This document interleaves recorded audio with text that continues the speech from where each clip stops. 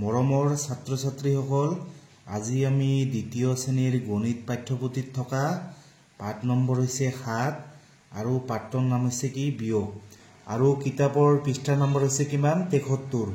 তোমালোকে কিতাপৰ পৃষ্ঠা নম্বৰ উলিয়াই লবা।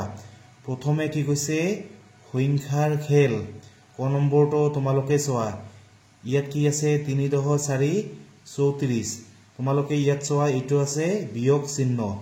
34ৰ পৰা যদি আমি 9 বিয়োগ কৰি দিও তেনেহলে কি পাম এইটো পাম 25 পাম। আকৌ আমি 34ৰ পৰা যদি আমি 25 বিয়োগ কৰো তেনেহলে কি পাম আমি 9 পাম। তাৰ পিছত তোমালোকে কি কৰিবা 9 আৰু 25 এই দুটা যদি আমি যোগ কৰি দিও তেনেহলে কি পাম এই 34 এইটো সংখ্যা পাম। তাৰ পিছত তোমালোকে ইয়াত চোৱা এইটো আছে 9। 9ৰ পৰা যদি আমি এইটো হৈছে 6 মানে 9ৰ পৰা যদি আমি 6 বিয়োগ কৰি দিও তেনেহলে কি পাম এইটো পাম 3 পাম। আকৌ আমি যদি 9ৰ পৰা যদি আমি 3 বিয়োগ কৰি দিও তেনেহলে কি পাম মানে এইটো পাম 6 পাম। তাৰ পিছত তোমালোকে এতিয়া খ নম্বৰটো চোৱা। এইটো হৈছে কিমান 6×8 68। আমি 68ৰ পৰা যদি আমি 34 কি কৰো বিয়োগ কৰি দিও তেনেহলে কি পাম 3×4 34 পাম। আকৌ আমি যদি 68ৰ পৰা যদি 34 এইটো বিয়োগ কৰি দিও তেনেহলে কি পাম 34 পাম। এতিয়া আমি 34 আৰু 34 এই দুটা যদি আমি যোগ কৰি দিও তেনেহলে কি পাম এই দুটা যোগ কৰিলে আমি এইটো পাম। তাৰ পিছত তোমালোকে চোৱা ইয়াত কি আছে 17। 34ৰ পৰা যদি আমি 17 বিয়োগ কৰো তেনেহলে কি পাম 17 পাম। এতিয়া তোমালোকে চোৱা 17 আৰু 17 এই দুটা যোগ কৰিলে আমি কি পাম 34 পাম। তাৰ পিছত এইটো তোমালোকে ইয়াৰ নিচিনাকৈ কৰিবা। 34ৰ পৰা তোমালোকে 17 বিয়োগ কৰি দিবা। বিয়োগ কৰিলে কি হ'ব 17। তোমালোকে 17টো ইয়াত লিখিবা। তাৰ পিছত 17 আৰু 17 এই দুটা যোগ কৰিলে কি হ'ব 34 হ'ব।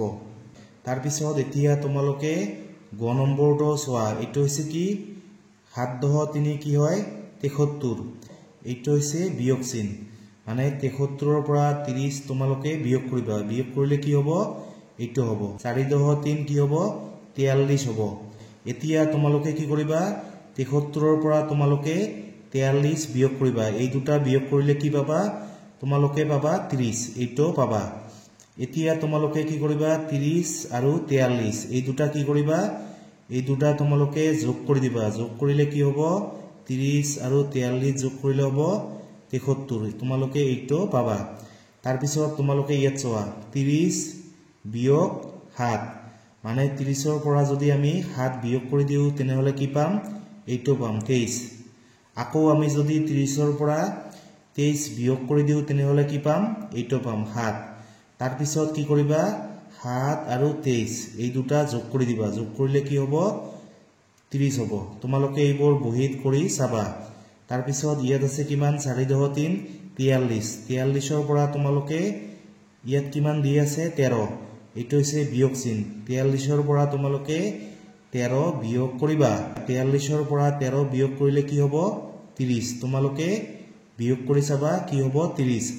আকৌ তোমালোকে 43ৰ পৰা 30 বিয়োগ কৰিবা। বিয়োগ কৰিলে কি পাবা এইটো পাবা 13 পাবা। এতিয়া 30 আৰু 13 এই দুটা যদি আমি যোগ কৰি দিও তেনেহলে কি পাম মানে 4×3 43 এইটো আমি পাম। তাৰ পিছত তোমালোকে ঘ নম্বৰটো চোৱা। এইটো হৈছে কি 91। এইটো হৈছে বিয়োগ চিহ্ন। 91ৰ পৰা যদি আমি 50 বিয়োগ কৰো তেনেহলে কি পাম 41 পাম। তোমালোকে ইয়াত 50 নিলিখি বেলেগ সংখ্যাও লিখিব পাৰা। 91ৰ পৰা এই সংখ্যাটো বিয়োগ কৰিবা। বিয়োগ কৰি তোমালোকে যিটো পাবা তোমালোকে সেইটো ইয়াত লিখিবা।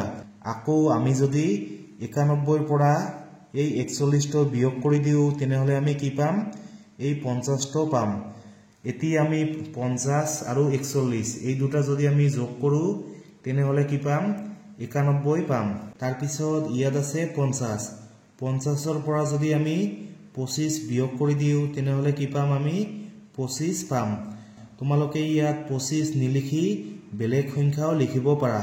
মানে এইটো সংখ্যাৰ পৰা এইটো সংখ্যা বিয়োগ কৰিবা। বিয়োগ কৰিলে তোমালোকে যিটো পাবা সেইটো তোমালোকে ইয়াত লিখিবা।